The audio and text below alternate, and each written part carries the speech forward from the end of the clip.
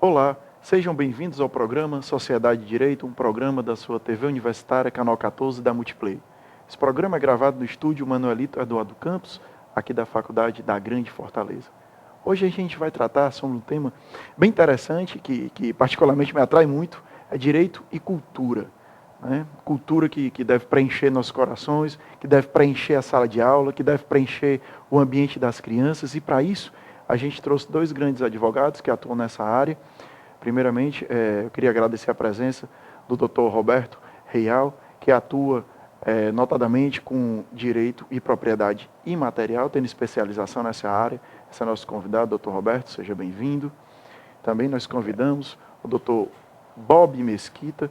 O Dr. Bob, que além de grande advogado, que atua protegendo o direito trabalhista dos artistas, dos músicos, também está como presidente do Sindicato dos Músicos, também é um grande saxofonista aqui da nossa terra. Doutores, sejam bem-vindos ao programa Sociedade de Direito, é uma honra estar com vocês. Obrigado, amigo. Hoje eu me sinto muito à vontade, que eu estou tendo uma conversa de amigos, uma conversa prazerosa.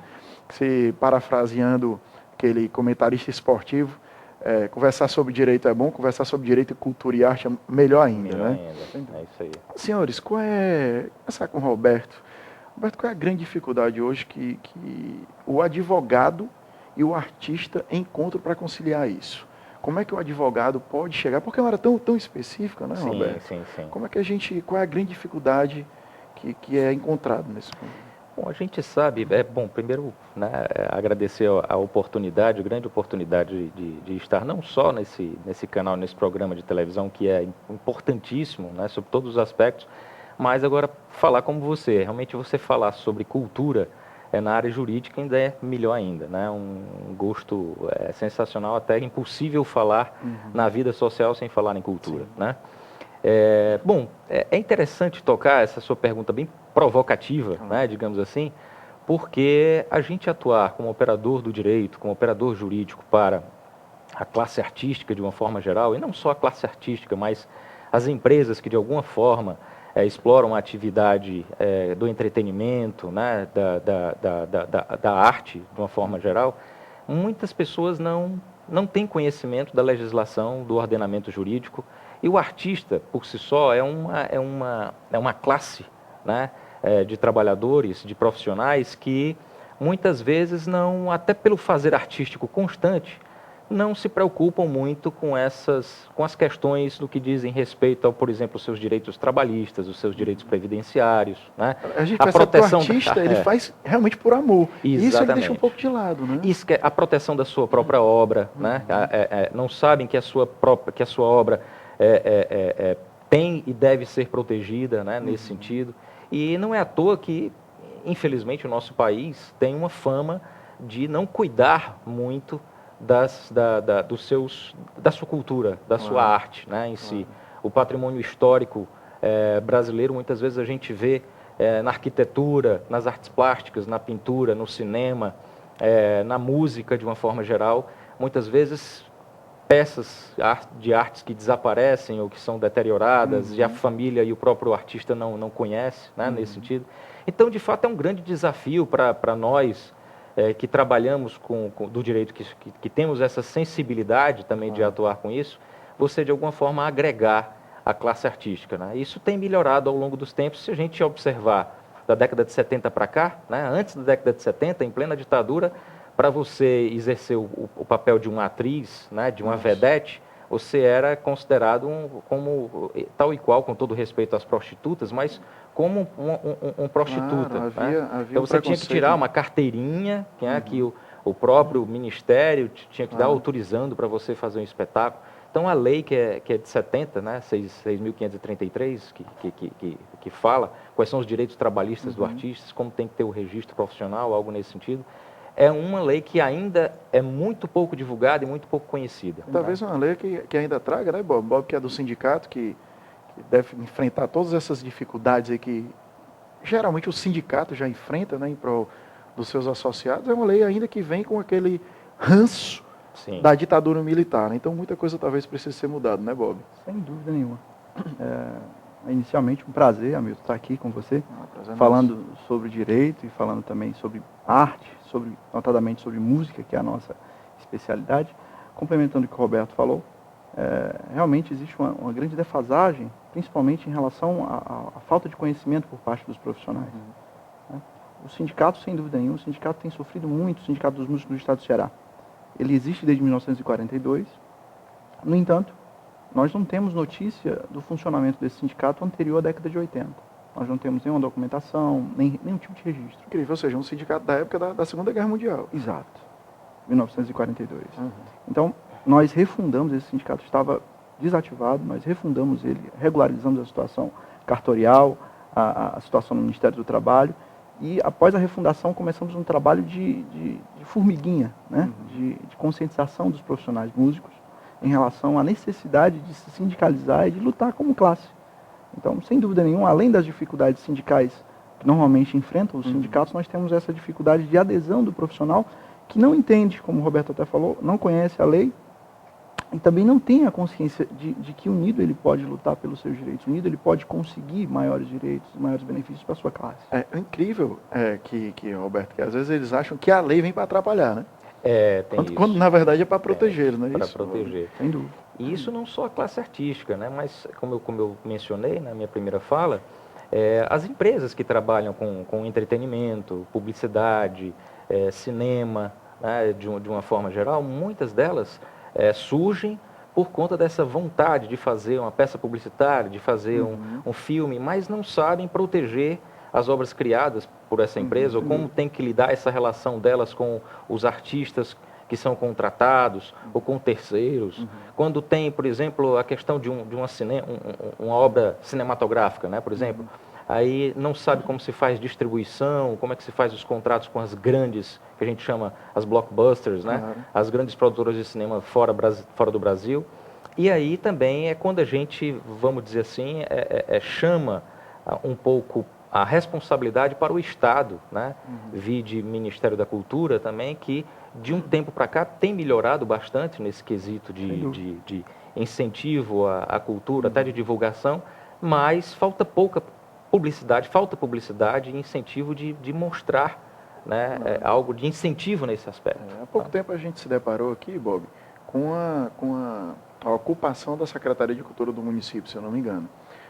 No meu modo de entender, a ocupação legítima desta vez, Sem dúvida. porque foi Sem completamente dúvida. pacífica, Sem né? dúvida. Foi realmente legítima, a sociedade toda apoiou, Sem dúvida. e me parece que houve aí alguma sensibilidade por parte tanto do secretário como por parte do prefeito.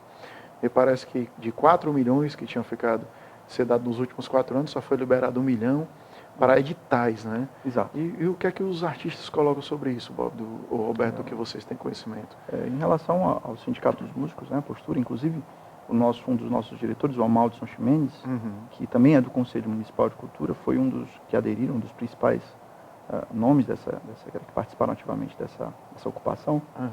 E assim, o sindicato apoiou, em primeiro lugar, o sindicato apoiou, e confirmando o que você falou, foi uma ocupação legítima. Eles conseguiram R$1 milhão para projetos. No entanto, conseguiram assinar um documento em qual o prefeito se comprometeu de no próximo ano pagar os 4 milhões que eles estavam pleiteando, então isso foi uma grande vitória, conseguiram oficializar esse documento, e sem dúvida nenhuma, uma grande vitória no sentido cultural, porque os artistas resolveram se manifestar ativamente em relação a um pleito, né, que não acontecia, que na verdade nunca aconteceu, assim, pelo menos que nós tenhamos conhecimento. Então foi uma grande vitória da classe artística fortalezense, sem dúvida nenhuma. E isso foi um marco histórico para a nossa luta, né? A nossa luta em relação a esses direitos, a esse incentivo, como o Roberto falou, a esse incentivo governamental para a difusão da arte na cidade de Fortaleza. O que muitas vezes aqui fica, vamos dizer assim, a minha crítica, né, e reflexão, o que a gente faz, porque antes de fazer direito, inclusive, eu fiz teatro, né? Então, eu tenho meu registro profissional também como ator, né? Então, Trabalhei algum tempo, né, com obras publicitárias, né, enfim, propagandas, vídeos institucionais, e trabalhei muito tempo com o teatro. E a classe artística, de uma forma geral, a gente observando com o olhar, né, localizado, o que era de causar certa tristeza na nossa classe artística era o poder executivo, tanto estadual como municipal, não ter verbas, ou pelo menos é dito isso muitas vezes, para pagar, honrar aquilo que já foi comprometido de orçamento, e de repente aparece dinheiro para pagar mega shows, Sem né? dúvida, Com com artistas de fora, que é a grande reclamação dos artistas daqui, que aqui nós temos excelentes artistas, para que você vai trazer de fora? Exato. Né? E esses compromissos com os grandes artistas de fora, como deve ser, são honrados, são pagos em dia e tal. E a grande massa, que são os artistas locais, muitas vezes são vilipendiados. É como deixasse para segundo plano, literalmente, isso. Né? Isso causa, de certa forma, é de causar uma certa revolta. Já que a gente está falando de cultura, parece uma cultura nossa, gostar do que vem de fora, né? Exato. E como diria Ariano Suassuna, a gente não deve trocar o nosso oxente pelo ok de ninguém. Sim, né? sim. Não é verdade? Sim. Então, assim, você tem aqui grandes artistas de músicas regionais também que poucos são isso eu falando no aspecto da música, né, Bob? Sim. E no aspecto de teatro, nós temos grandes atores aqui, notadamente a gente pega o mestre, grande mestre aqui, Haroldo Serra, só para deixar outros nomes aqui sem citar, que é um grande ator. Claro, tem o seu reconhecimento, mas ainda quem é fora daquele circuito ali, daquele eixo Rio, Minas Gerais, São Paulo, é colocado meio de lado. Exato. E de se relatar, Hamilton e Roberto, que a Lei do Músico, de 1960, tem uma série de artigos que protegem um artista local. Inclusive não sei se vocês tiveram conhecimento, o artigo 53 que diz que todos os shows internacionais realizados no Estado, da circunscrição do sindicato, deve pagar uma taxa de 5% ao sindicato da classe local e 5% ao sindicato, à ordem dos músicos da região. Ou seja, se qualquer produtora do Estado for realizar um show internacional, ela tem que pagar 10%, sendo 5% ao sindicato e 5% à ordem dos músicos. Então, esse é um mecanismo também de inibir a contratação de artistas estrangeiros e fomentar a cultura local. Claro, perfeito. É sensacional isso. No entanto, muitas produtoras não têm cumprido isso. Tem sido uma luta do sindicato atual. Nós temos, inclusive, várias demandas nesse sentido. Claro. E, Roberto, com relação à propriedade imaterial, ainda há muita falta de respeito com relação a isso? Há muito, né? Bastante. Bom, para as pessoas que estão nos assistindo, né, de uma forma geral, a propriedade imaterial, ela compreende aquilo que nós entendemos por propriedade intelectual, né, que são os direitos autorais, os direitos conexos aos de autor, a propriedade industrial, que regula o que nós chamamos das invenções, as marcas, as patentes, né?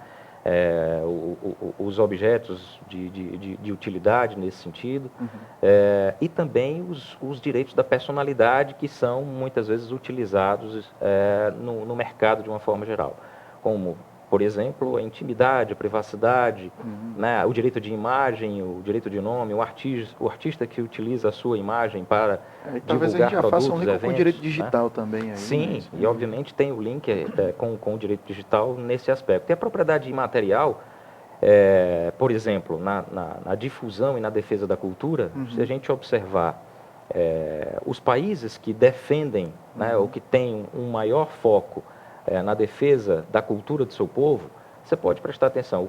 O que é bacana quando a gente ouve o relato de alguém que vai para a Europa, por exemplo, né? A arquitetura belíssima, os prédios antigos, os museus, os teatros, né? As praças muito bem cuidadas, os bustos muito bem cuidados, os concertos artísticos, os artistas são muito bem tratados.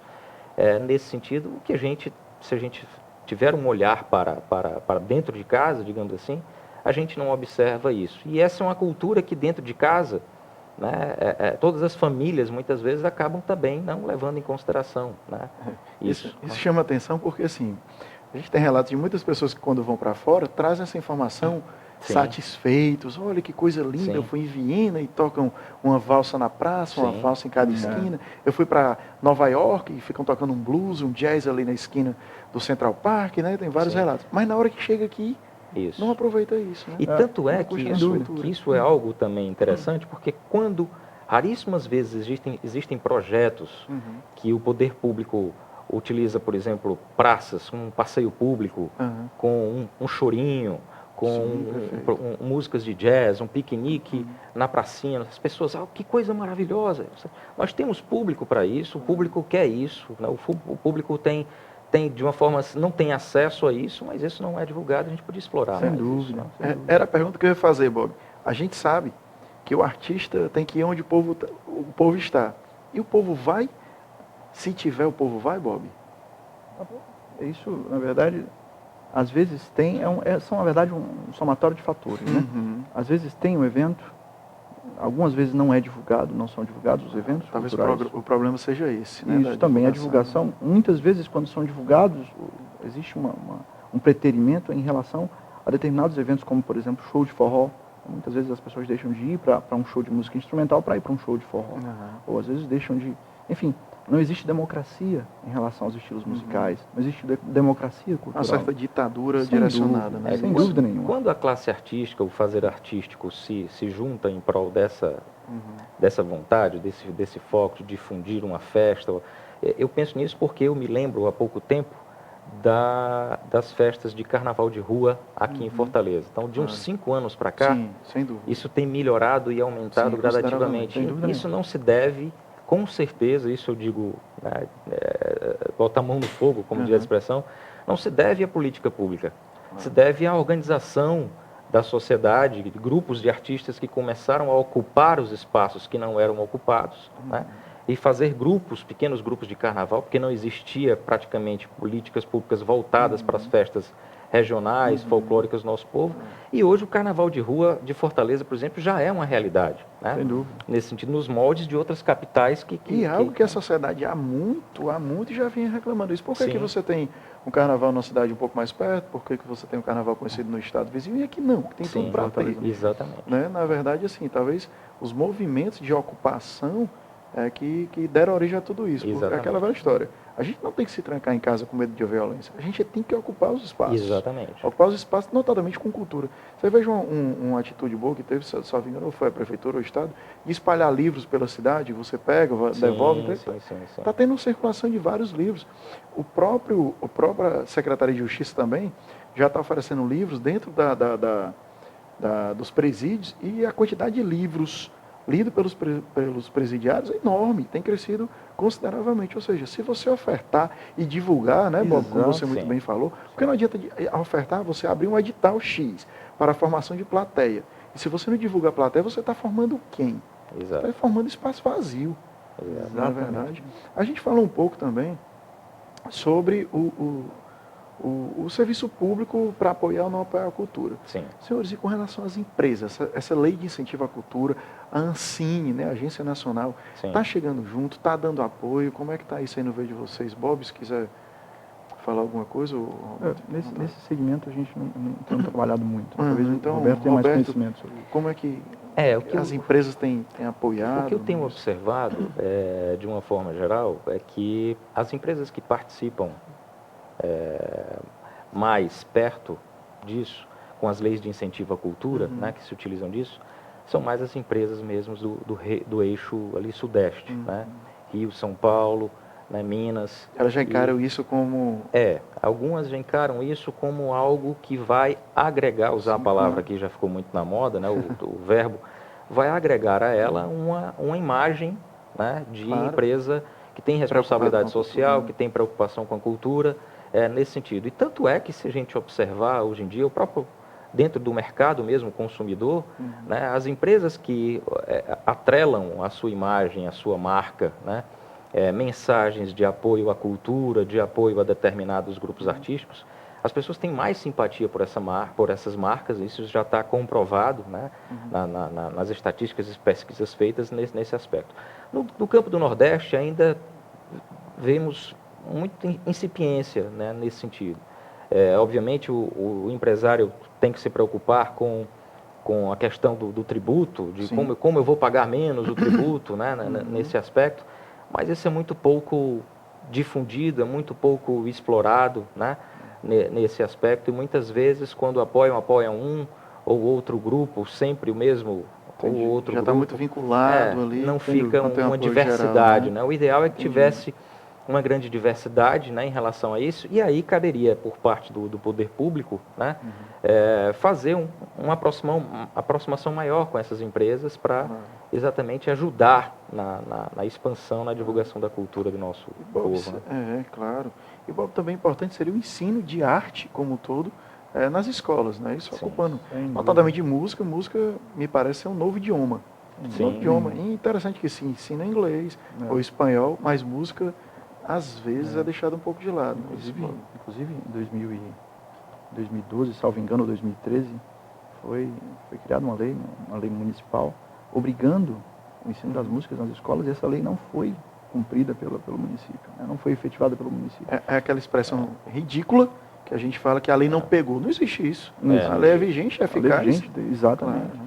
Inclusive foi-se comprado pelo município vários instrumentos de sopro, salvo engano, enfim, acho que uma compra de quase 600 mil reais em instrumentos, e esses instrumentos estão parados, né? A Universidade Estadual está estudando uma possibilidade da utilização desses instrumentos e da efetivação, pelo menos em parte dessa lei, com o coordenador, o Haroldo, que é uma pessoa muito competente. Então, realmente é uma defasagem, mas é essencial. O ensino da música, ele é essencial, em todos os sentidos, porque ele ajuda o desenvolvimento mental, ele ajuda o desenvolvimento lógico. Eu digo por uma experiência pessoal. Depois que eu comecei a aprender música, minha relação com a matemática, com a física, música é a própria matemática, né? Música é a própria substancialmente. Com o outro, né? Também, uma preocupação com o outro. A música te dá uma sensibilidade, a sensibilidade estética em relação a todas as artes, sem dúvida nenhuma. O ensino da arte, da arte como geral, mas especificamente com a música. Né, minha experiência pessoal, sem dúvida nenhuma, é um grande diferencial. Eu recordo aqui que a grande escola, Roberto e Bob, aqui de música, pelo menos de sopro, era o Pia Marta, não é isso? Sim. Ainda hoje. Ainda hoje, né? Eu lembro que na década de 80, a dona Luísa Távora, esposa do Vigílio Távora, então o governador à época era que incentivava isso, criou lá uma escola para isso. Como é que está hoje a realidade, Bob, de lá? O Pia Marta, ele funciona ainda, tem a média, a faixa etária dos músicos é de 12 a 16 anos, músicos talentosíssimos. Vão tocar fora do país. Exatamente, viajam de dois em dois ou 3 em 3 anos para a Europa para fazer shows lá.